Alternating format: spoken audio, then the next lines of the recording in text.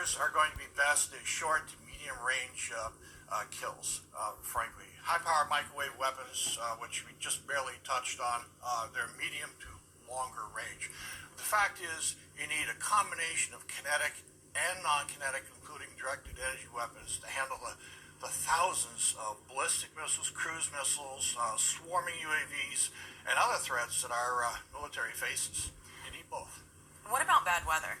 Because when you're talking about laser, it's not going to work as well if there's a storm, if it's cloudy. How does that work?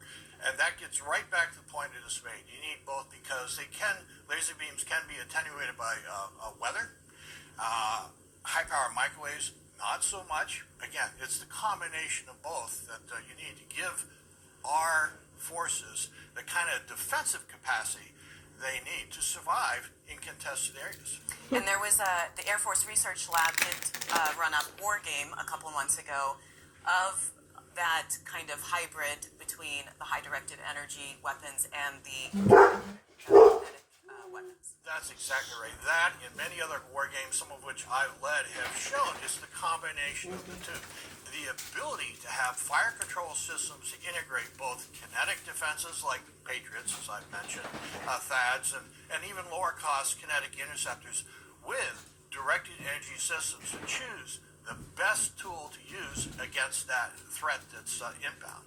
What do we know about the directed energy capabilities of China and of Russia? They are in full pursuit of those technologies, and in some cases we may not be the first movers, similar to what we see in hypersonic weapons. Give me an idea of the timeline. When are we going to actually see these being deployed in the field and used? Now that's the really exciting part. The word for the last 30 years has been directed energies are always 10 years out. 5 years from now, they're 10 years out. Say the true.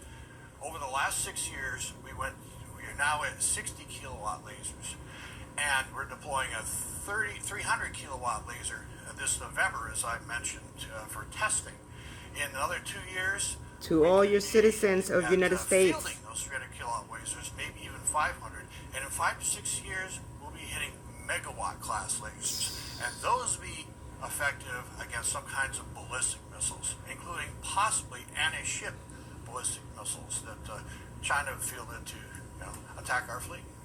Do you think that the Defense Department is fully behind this and that the funding reflects that? I think the funding is beginning to reflect that.